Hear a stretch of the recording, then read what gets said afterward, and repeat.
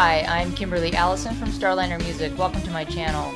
Today I'm going to continue with my series entitled Blues Solos with Comping. In this series we go back and forth from lead guitar to rhythm guitar accompaniment, also known as comping. First I'll perform Blues Solo with Comping in the key of A number 6, and then I'll break it down for you. Here we go. I hope you enjoy it.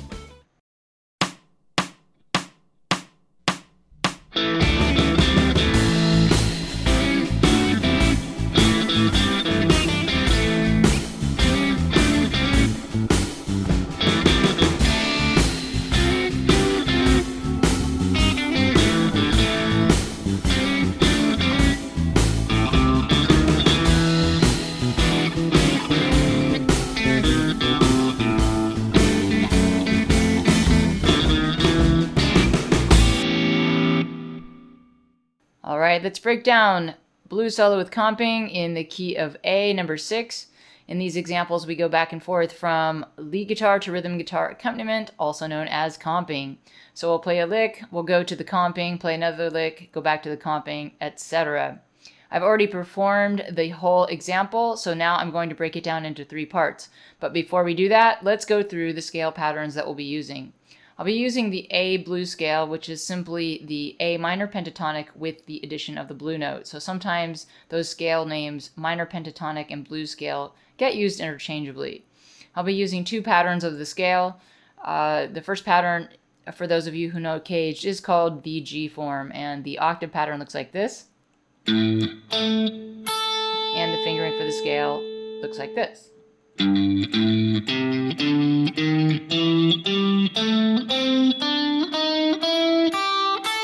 We'll also be using the open pattern of the A blues scale, also known as the A pattern. The octave looks like this, and the fingering has open strings. So here's the pattern.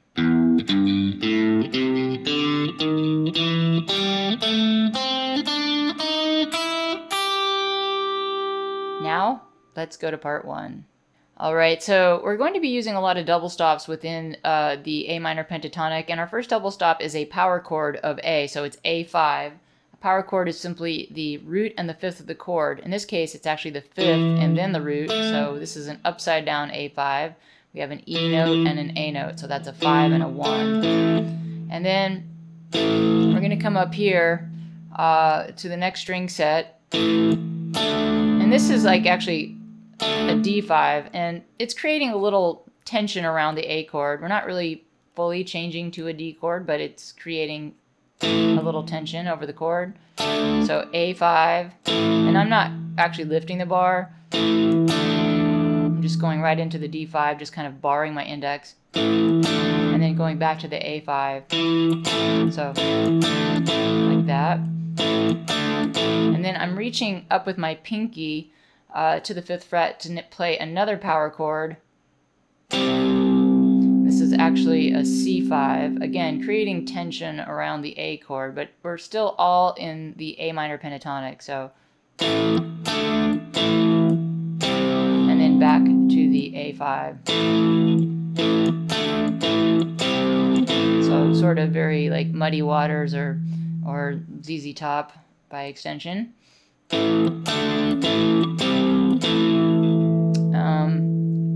So that's our first lick, and then we're going to go to the comping, and the comping is up here at the 5th fret, and we're going to use our 3-note abbreviated dominant. So here is the 3-note abbreviation of A7. It's a 7, a 3, and a 5.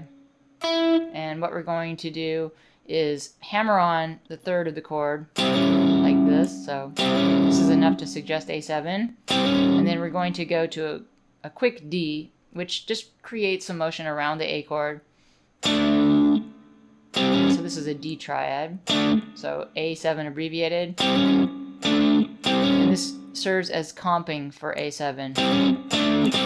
This rhythm guitar pattern represents A7. So here it is slow.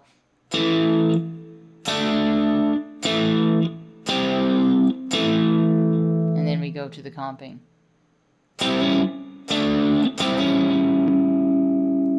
So that's the first half.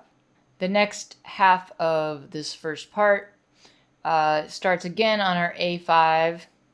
We're going to play that twice, and then we're going to go over with our pinky on the D string, and then back to the A5. So, and then we're going to jump up to the blue note, and that's on the second string, and then down the scale, and then we're going to go over with our pinky to the double stop again. That's our abbreviated like C5. So, and then to the blue note. And then we go back to the comping. So we're back up at the 5th fret. Their abbreviated dominant, A7, to the quick D chord, back to the A7.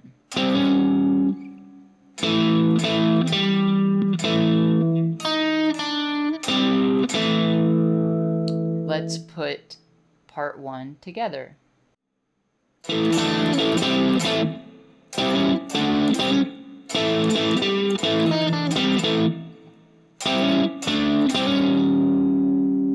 Now for part 2.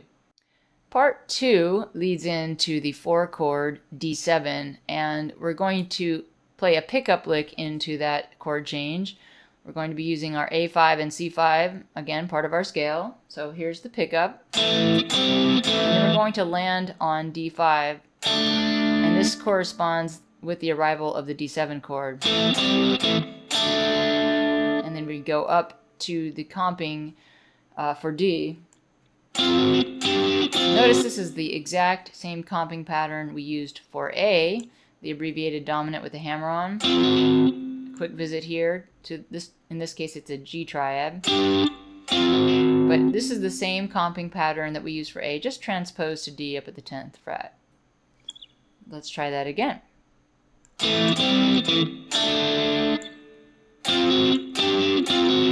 Then we'll continue back with the lead guitar, coming down the scale from the blue note. I'm on the 2nd string, and then we have power chords. This is an A5, and then an open G5, and then an A5. When I land on the final A5 here, I'm back at the A7 chord change.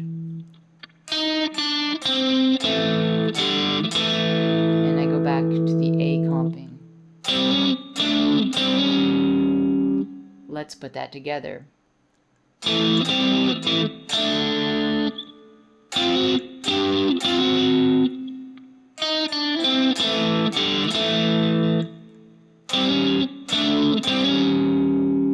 Now for part 3.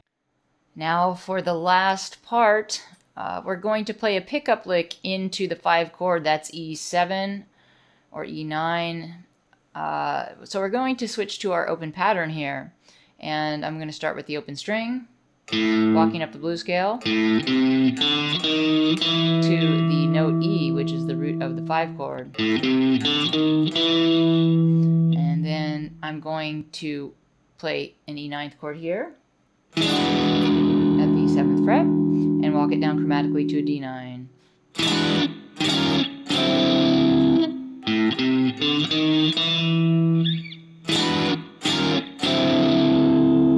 And that is outlining the move from the 5 chord to the 4 chord, and then I'm going to jump back to the open position blues scale and play a lick.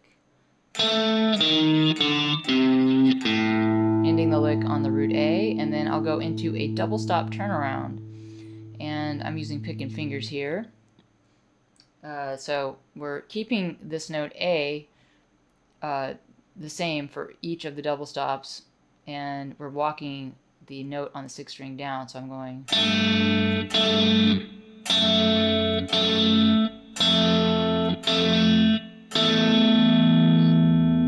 And then approaching the note E chromatically with the blue note, and then into an E7.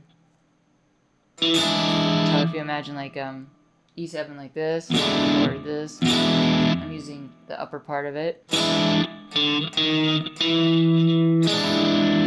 my 5 chord. And then we'll be ending on an A9th chord You might not know this voicing, but what I have here is my index, 2nd fret, ring finger here, the 4th fret. I'm barring through for the 2nd string, and then my middle finger is on the 3rd fret. This is an A9, and I'm using the open A.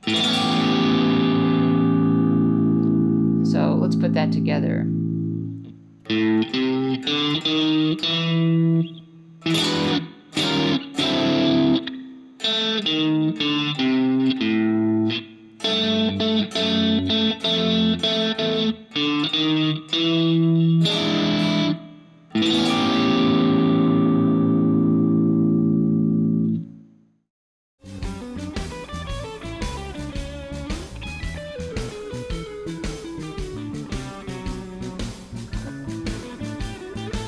That's it for Blues Solo with Comping in the key of A number 6. I'm Kimberly Allison from Starliner Music, and I hope to see you back on my channel soon.